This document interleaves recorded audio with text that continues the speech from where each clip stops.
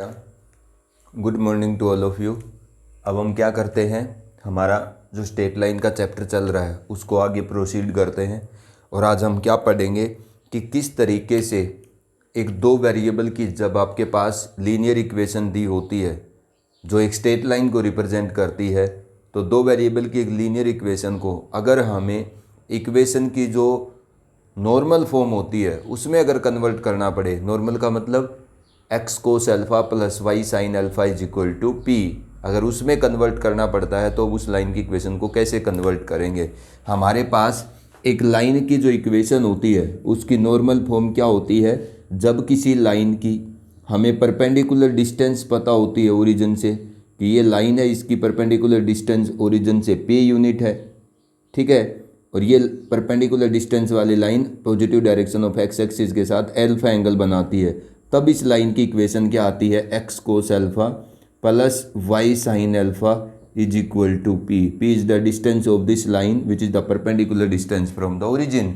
तो अगर आपको कोई लाइन की इक्वेशन गिवन है तो उसको आप इस फॉर्म में कैसे बदलोगे, मतलब दो वेरिएबल की एक लीनियर इक्वेशन लाइन को रिप्रेजेंट करती है, तो दो वेरिएबल की लीनियर इक्वेशन गिवन होगी, उसको लाइन की नॉर्मल फॉर्म में कैसे कन्वर्ट करेंगे। मैं क्वेश्चन के थ्रू इसको समझाता हूँ। देखिए, मान लीजिए ये मेरे पास एक क्वेश्चन है, x minus root three y plus two equal to zero, x minus root three y plus two equal to zero.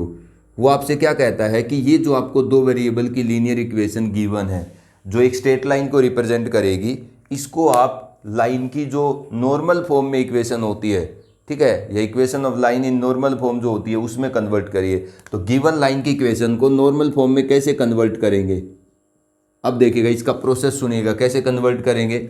सबसे पहले आपने क्या करना है, उस दो वेरिएबल की लीनियर इक्वेशन में जो कांस्टेंट टर्म है ना उसको राइट साइड में ले जाना है। तो इस टू को किधर ले जाओ, राइट साइड में, कितना बन गया -2।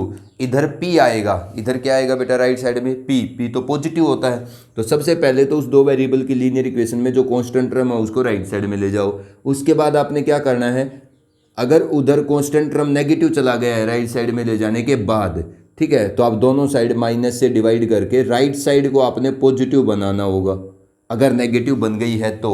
लेकिन अगर यह -2 होता तो इधर +2 होता, फिर हमें कोई दिक्कत नहीं थी। लेकिन अगर उस दो वेरिएबल की लीनियर इक्वेशन की जो कांस्टेंट टर्म है उसको आप राइट साइड में ले जाते हो, तो अगर राइट साइड नेगेटिव हो जाती है तो दोनों साइड माइनस से डिवाइड करके make the right side positive, ठीक है। तो आपने क्या करना है, कांस्टेंट टर्म को उधर ले जाना है, उसके बाद राइट साइड को पॉजिटिव बनाना है, अगर नहीं है तो। अब अगर राइट साइड पॉजिटिव बन गई या पॉजिटिव है तो उसके बाद क्या करेंगे, डिवाइड बोथ साइड्स। आप इस इक्वेशन को दोनों साइड डिवाइड करेंगे विद किसके साथ, या by coefficient of x square plus coefficient of y square. अब इस इक्वेशन को दोनों साइड डिवाइड करेंगे किसके साथ, by square root of coefficient of x square -1 का square 1 plus coefficient of y square √3 का स्क्वायर 3, मतलब स्क्वायर रूट ऑफ 4 मतलब 2।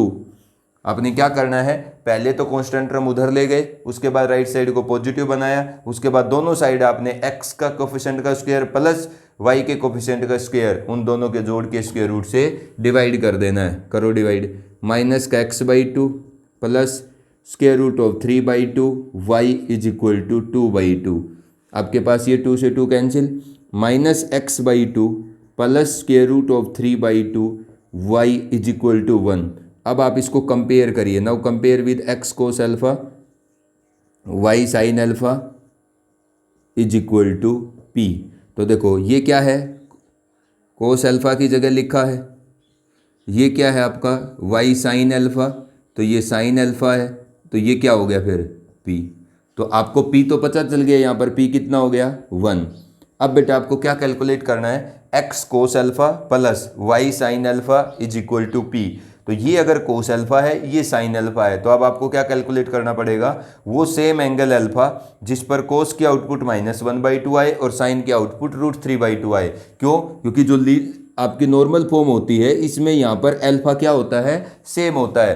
तो अल्फा दोनों जगह क्या होता है, सेम होता है। तो आपके पास कोस अल्फा -1/2 है, साइन अल्फा √3/2, तो वो सेम एंगल अल्फा ले आओ जिस पर कोस की आउटपुट -1/2 2 और साइन की आउटपुट कितनी आएगी √3/2, वो इन दोनों को क्या करेगा सेटिस्फाई करेगा। तो अब क्या करें, हमारे पास कंपेयर करने के बाद साइन अल्फा कितना आता है √3/2 और कोस अल्फा कितना आता है -1/2। ठीक है, अब क्या करेंगे आप दोनों को डिवाइड करके टेन अल्फा कैलकुलेट कर लो। तो टेन अल्फा कितना आएगा, sine alpha by cos alpha कितना आएगा बेटा -√3, क्योंकि √3/2 नीचे -1/2, 2 से 2 कैंसिल -√3। अब आपने क्या करना है, ये टेन अल्फा आ गया। ठीक है, अब इस इक्वेशन को सोल्व करो। कैसे सोल्व करेंगे, टेन अल्फा, इस साइन को इग्नोर करिए। बताइए √3 टेन के किस एंगल की आउटपुट होती है 60 डिग्री। कितने डिग्री एंगल की आउटपुट होती है 60। अब मैं इसको सोल्व करूंगा, मेरे पास क्या आ गया है tan alpha is equal to -10π/3, यही बन गया ना। तो tan alpha is equal to -10π/3। अब क्या करना होगा, इस एंगल को अरेंज करना होगा जहां टेन नेगेटिव होता है।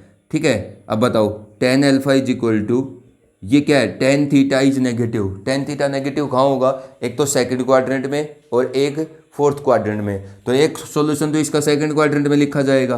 बताओ सेकंड क्वाड्रेंट के अंदर मैं इस इक्वेशन को कैसे एक्सप्रेस कर सकता हूँ, किसी भी एंगल को सेकंड क्वाड्रेंट के अंदर कैसे एक्सप्रेस करेंगे आप, ये सेकंड क्वाड्रेंट है पाई माइनस थीटा से एक्सप्रेस करेंगे। ठीक है, क्योंकि पाई पे चेंज नहीं करेगा। तो 10π/3 नेगेटिव मतलब ten theta negative. Second quadrant में किसी भी एंगल को कैसे एक्सप्रेस किया जाता है पाई माइनस थीटा से। तो 10π माइनस थीटा इक्वल होगा -10π/3 के। तो टेन अल्फा यहाँ से कितना आता है 10 3π - 2π 2π/3। अब आपके पास tan theta is equal to tan alpha, तो अल्फा कितना आएगा 2π/3। अब तुम ये सोचो कि ये जो अल्फा आया है क्या ये दोनों इक्वेशन को सेटिस्फाई करता है। अगर नहीं करता तो इस इक्वेशन का कोई नेक्स्ट सॉल्यूशन निकालना पड़ेगा। तो बताइए 2π/3 कितने डिग्री एंगल है ये 120 डिग्री। ये कितना है बेटा 120। अब जो भी आपका टेन की इक्वेशन का सॉल्यूशन आ रहा है उसको चेक करो, क्या उस एंगल पर ये दोनों इक्वेशन सेटिस्फाई होती हैं। Sine alpha √3/2 cos alpha -1/2। मतलब यहाँ टेन का जो सॉल्यूशन एंगल आता है वो ऐसा एंगल होना चाहिए जिस एंगल पर साइन की आउटपुट √3/2 कोस की आउटपुट -1/2। तो इस एंगल पर दोनों की आउटपुट तो आएंगी, लेकिन ये चेक करो कि इस एंगल के ऊपर ये पॉजिटिव होना चाहिए साइन, और इस अल्फा एंगल पर कोस क्या होना चाहिए नेगेटिव। कितना एंगल है ये 120 सेकंड क्वाड्रेंट का एंगल है। सेकंड क्वाड्रेंट में साइन पॉजिटिव होता है, सही है, और सेकंड क्वाड्रेंट में कोस क्या होता है नेगेटिव। तो हमें टेन की इक्वेशन से वो अल्फा सॉल्यूशन चाहिए होता है जो उस कोस और साइन की आउटपुट को सेटिस्फाई करे। ये 120 एंगल है, 120 आपको क्या चाहिए वो अल्फा एंगल चाहिए जिसपे साइन पॉजिटिव हो, अरे कोस कैसा हो नेगेटिव। तो ये जो एंगल अल्फा है इस पे कोस साइन पॉजिटिव आएगा और कोस क्या आएगा नेगेटिव, क्योंकि ये कौन से क्वाड्रेंट का एंगल है सेकंड क्वाड्रेंट का। तो आपने ये देखना है कि जो टेन की इक्वेशन का सॉल्यूशन आया है उस पे साइन पॉजिटिव और कोस नेगेटिव आएगा कि नहीं आएगा। वैल्यू का दिक्कत नहीं है, इस एंगल पर साइन की भी वैल्यू √3/2 आएगी और कोस की भी वैल्यू 1/2 आएगी। सिर्फ साइन को देखना है कि कौन से क्वाड्रेंट का एंगल इन दोनों इक्वेशन को सेटिस्फाई करेगा। जिस एंगल पर साइन पॉजिटिव और कोस नेगेटिव आएगा टेन की इक्वेशन का वही एंगल आपका सॉल्यूशन माना जाएगा। ठीक है, अब ये एंगल अल्फा 120 आ गया, पी आपका कितना आ गया 1। तो आप लिख दीजिए ये एक्स कोस अल्फा में अल्फा क्या लिख सकता हूँ 120। तो ये जो आपके पास है ये x into cos 120 y into sine 120 is equal to p कितना है 1। तो ये हमने अपनी लाइन की इक्वेशन को किस में कन्वर्ट कर दिया नॉर्मल फॉर्म के अंदर। तो इस तरीके से हम एक लाइन की इक्वेशन को नॉर्मल फॉर्म में क्या करते हैं कन्वर्ट करते हैं और उसका पी और अल्फा कैलकुलेट करेंगे। आसान है, पहले आप कांस्टेंट टर्म को राइट साइड में ले जाओ, उसके बाद राइट साइड को पॉजिटिव बनाओ, उसके बाद square root of x² + y² से दोनों साइड डिवाइड करो और फिर x कोस अल्फा y साइन अल्फा के साथ कंपेयर करो, आपको कोस अल्फा और साइन अल्फा मिलेगा। मैं एक क्वेश्चन और करके दिखाता हूँ आपको। Reduce the equation x + √3y + 4 = 0। क्या कहता है वो कि आप इस इक्वेशन को रिड्यूस करिए x + √3y + 4 = 0। क्या बोल रहा है वो कि reduce this equation two the normal form. आपको इस इक्वेशन को रिड्यूस करना है किस फॉर्म के अंदर नॉर्मल फॉर्म के अंदर, and find the value of alpha and P.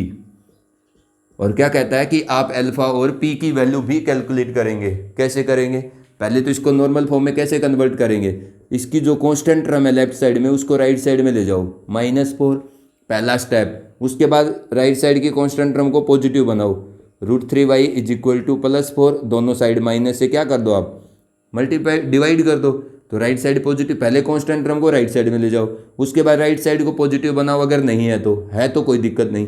अब क्या करो, दोनों साइड डिवाइड करिए, किससे, by square root of x के कोफिशिएंट का स्क्वायर, y के कोफिशिएंट का स्क्वायर, इसका मतलब 2। वी गेट, हमें क्या मिलेगा, माइनस का 1/2 इंटू एक्स माइनस का √3/2 into y is equal to 2। अब कंपेयर करो, x cos alpha plus y sine alpha is equal to p, तो p तो कितना आ गया 2। अब x कोस एल्फा की जगह कौन, -1/2, साइन एल्फा की जगह कौन, -√3/2। तो आपको क्या मिल गया कि कोस एल्फा तो है मेरा -1/2 और साइन अल्फा है यहाँ पर कंपेयर करने पर -√3/2। अगर दोनों को डिवाइड करके मैं tan अल्फा लाता हूँ तो माइनस का √3/2 डिवाइड बाई माइनस का 1/2, से 2 से 2 कैंसिल, माइनस से माइनस कैंसिल, बेटा √3 आता है। तो इस इक्वेशन को सोल्व करूंगा मैं, सॉल्यूशन इसी से कैलकुलेट करूंगा। tan अल्फा कितना आता है, √3। अब आपने क्या करना है, वो अल्फा कैलकुलेट करना है, ठीक है, जिस पर tan की आउटपुट √3 आए, लेकिन वो अल्फा एंगल के ऊपर कोस और साइन दोनों नेगेटिव हो, ठीक है। इसका मतलब इन दो इक्वेशन को सेटिस्फाई करने वाला जो एंगल है वो किस क्वाड्रेंट का होगा, जिसमें कोस और साइन दोनों नेगेटिव होंगे, वो थर्ड क्वाड्रेंट होता है।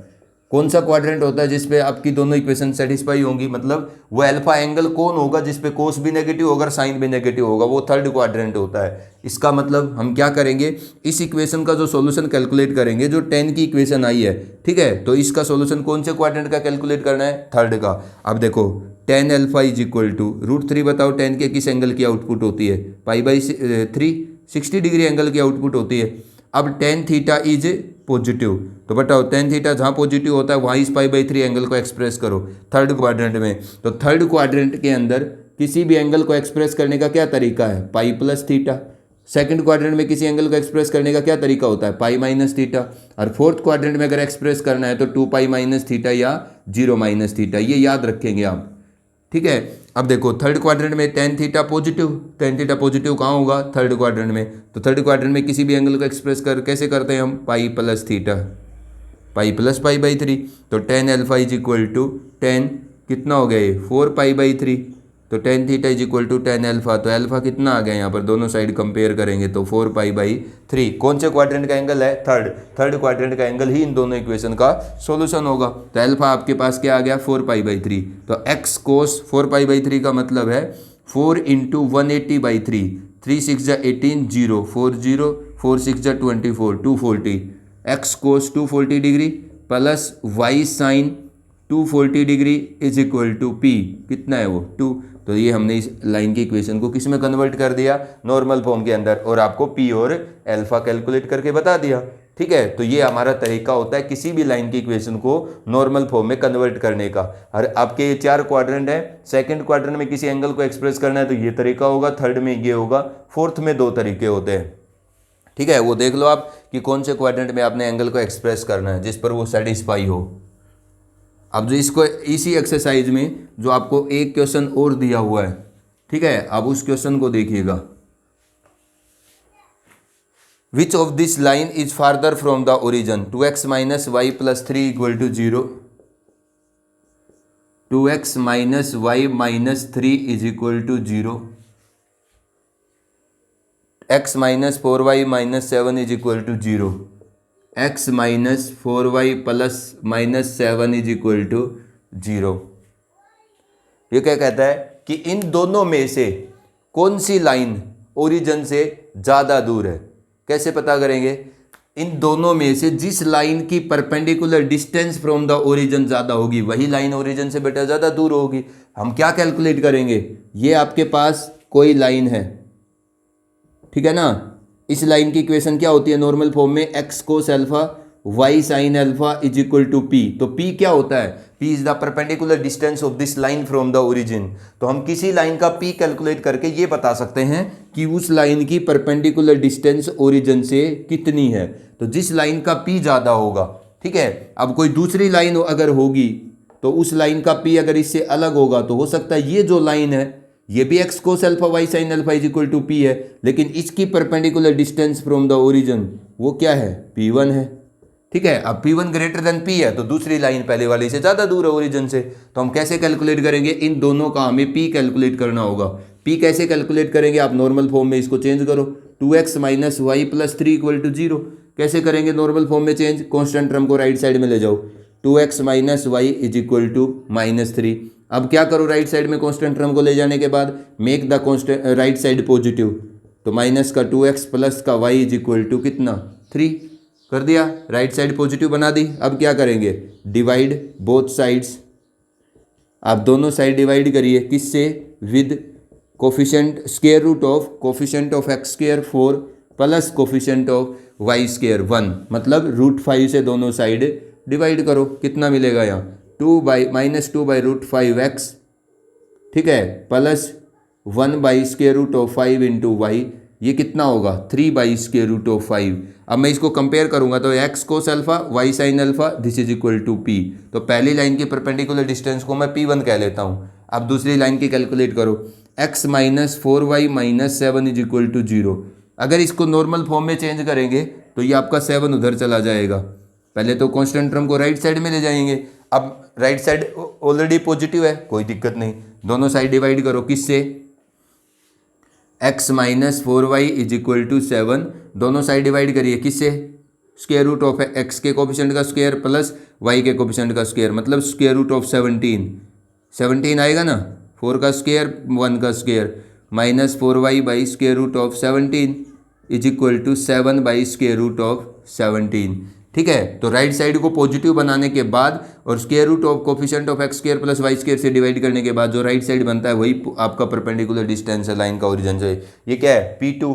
ये 3/√5 7/√15। अब आप डिसाइड कर लीजिए कौन सा बड़ा है, वही लाइन ओरिजिन से ज़्यादा दूर है। ठीक है,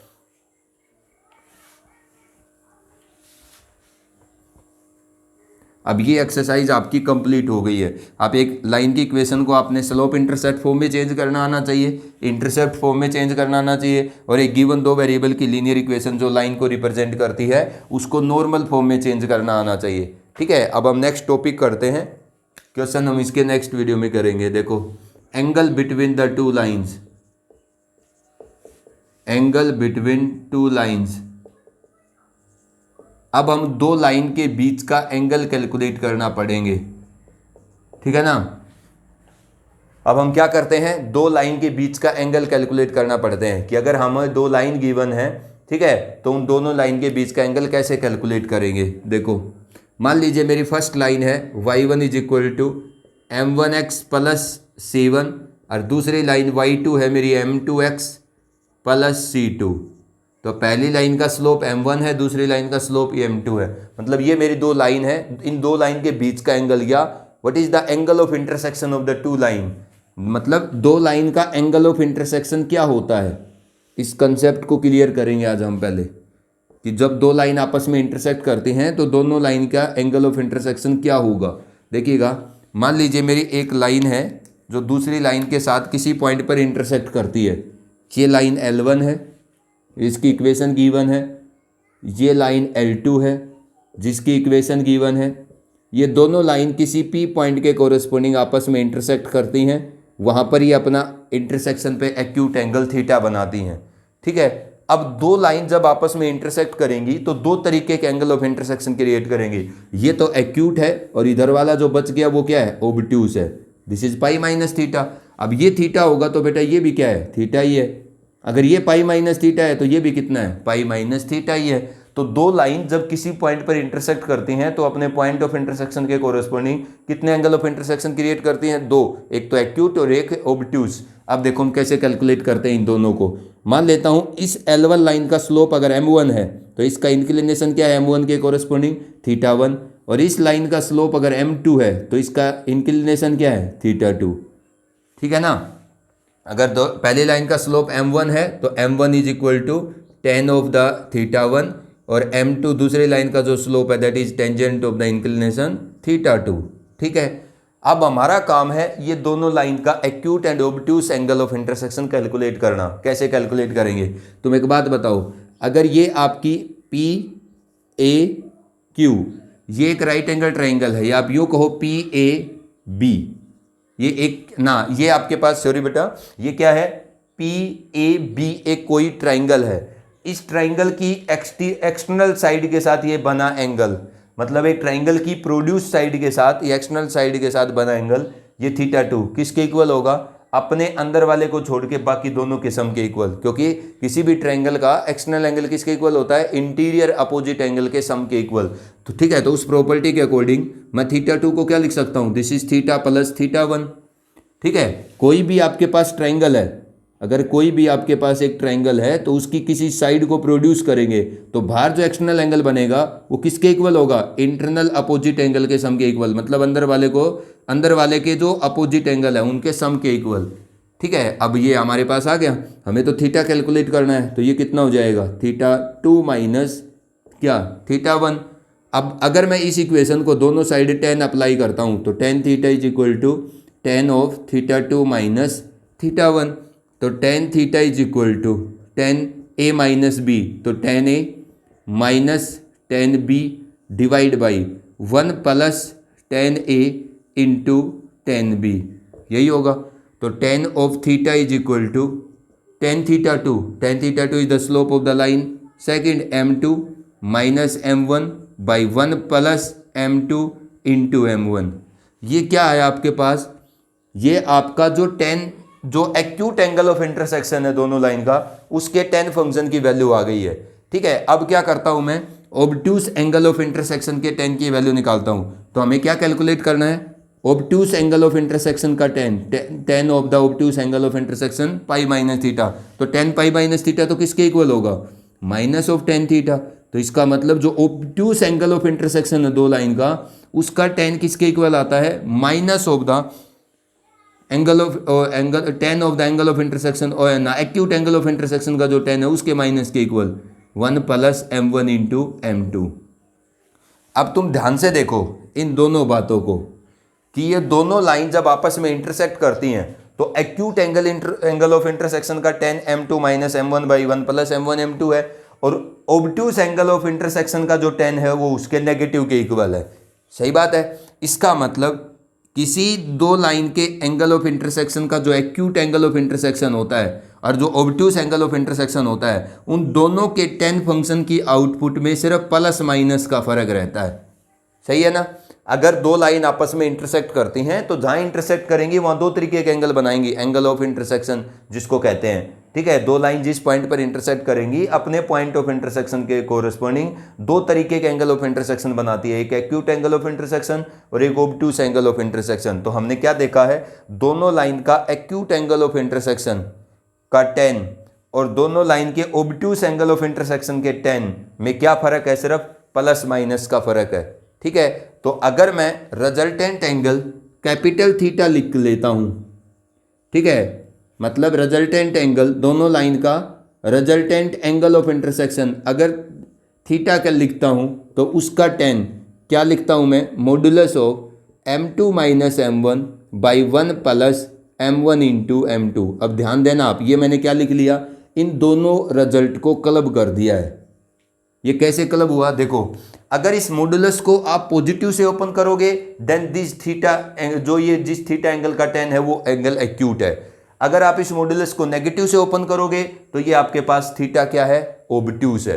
मतलब मैंने इन दोनों रिजल्ट को कंबाइन कर दिया है। ये थीटा एक्यूट को भी बता रहा है और ऑब्ट्यूस को भी बता रहा है। If this modulus is open with positive sign then this is the tan theta या tan of the acute angle of intersection of this two line, and if this modulus is open with the negative sign, अगर इसको negative से open करोगे तो ये आएगा, positive से open करोगे तो ये आएगा। ठीक है, तो अगर आपका ये मॉडुलस पॉजिटिव से ओपन होगा तब तो ये रिजल्ट आएगा। ये रिजल्ट आने का मतलब ये थीटा का जो tan है, ये थीटा क्या है? एक्यूट एंगल है। और अगर इसको नेगेटिव से ओपन करोगे तो ये रिजल्ट आएगा। फिर ये थीटा क्या माना जाएगा? Obtuse angle. फिर ये थीटा क्या होगा? Obtuse angle. तो ये आपके पास मैंने क्या कर दिया? इन दोनों रिजल्ट को क्लब कर दिया है कि किसी भी थीटा एंगल का, जो थीटा क्या है? दोनों लाइन का एंगल ऑफ इंटरसेक्शन है। ठीक है, तो किसी दो लाइन का जो एंगल ऑफ इंटरसेक्शन है उसका tan किसके इक्वल होगा? Modulus of m2 minus m1 by 1 plus m1 m2। ठीक है, अब इसको याद रखेंगे। तो tan ऑफ थीटा मतलब दो लाइन का एंगल ऑफ इंटरसेक्शन का tan क्या होगा? m2 minus m1 by 1 plus m1 into m2। ठीक है, इसको याद रखने को हम यूं भी याद रख लेते हैं, सही पैटर्न सा रहता है कि अगर मैं इसमें से माइनस कॉमन ले लूँ तो ऊपर क्या बन जाएगा, m1 माइनस m2 का माइनस 1 प्लस m1 m2। एक सीक्वेंस ही रहती है।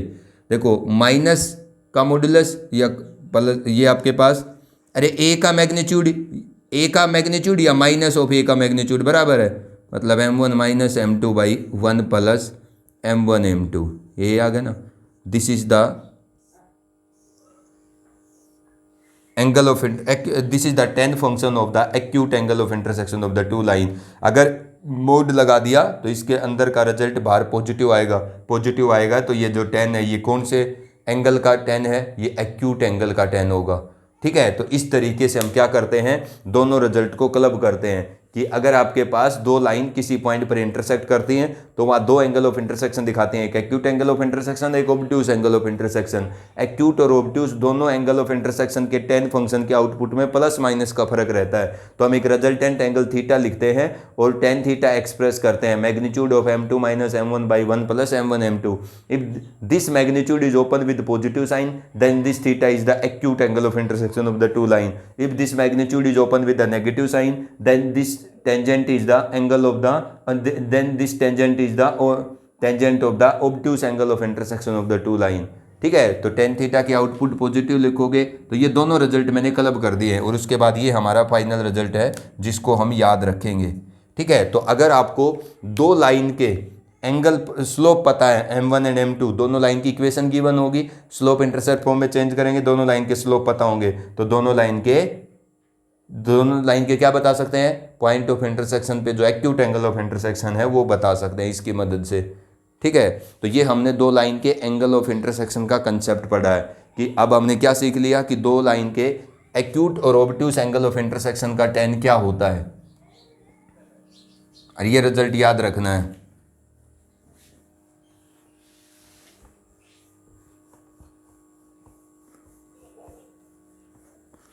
ठीक है, अब मैं इसका एक बेसिक सा क्वेश्चन करके दिखा देता हूं आपको।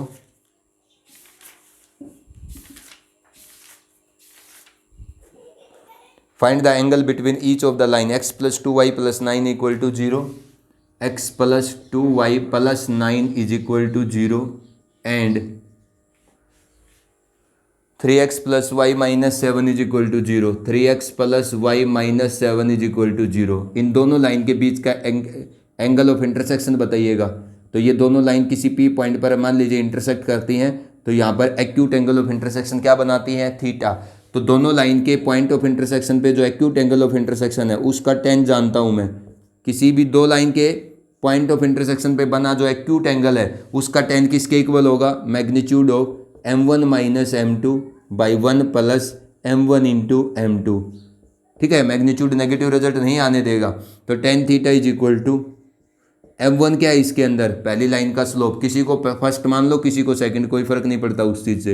ये लाइन अगर L1 है तो इसका स्लोप कैसे पता चलेगा, आप इसको y is equal to mx plus c में कन्वर्ट करो, माइनस एक्स माइनस 9, माइनस का 1/2 x माइनस का 9/2।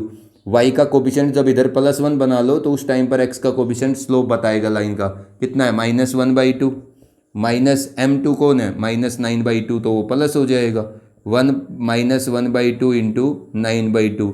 आप इसको सोल्व करेंगे तो आपको क्या मिलेगा, टेन थीटा मिलेगा। कितना मिलेगा बताइए, 8/2 ऊपर, ये कितना होगा 4 माइनस 9 माइनस का 5/4, यही आएगा ना। इसका तो 2 एलसीएम आ गया 8/2, और ये 2 इंटू 2 4 माइनस 9 माइनस 5/4। अब बताइए कितना आता है, tan theta is equal to ये कितना आएगा 8/2 इंटू 4/5, मैग्नीट्यूड होगा माइनस है तो 2 2 जा 4, 8 2 जा 16/5, तो tan theta is equal to minus का 16/5, लेकिन बाहर क्या आएगा 16/5। तो टेन थीटा अगर 16/5 आ गया है तो इस नंबर का तो नहीं पता ये टेन के किस एंगल की आउटपुट है, तो थीटा आप क्या बता देंगे, इस टेन को उधर ले जाओ, tan inverse 16/5। This is the angle between these two line. A acute angle of intersection का टेन है। कुछ ना कुछ गड़बड़ कर दिए बेटा, इतना नहीं आ रहा है। 3x plus y minus 7 is equal to 0। x plus 2y plus 9 3x plus y minus 7 is equal to 0। कहीं ना कहीं मिस्टेक कर दिया है, आंसर इतना नहीं आएगा इसका।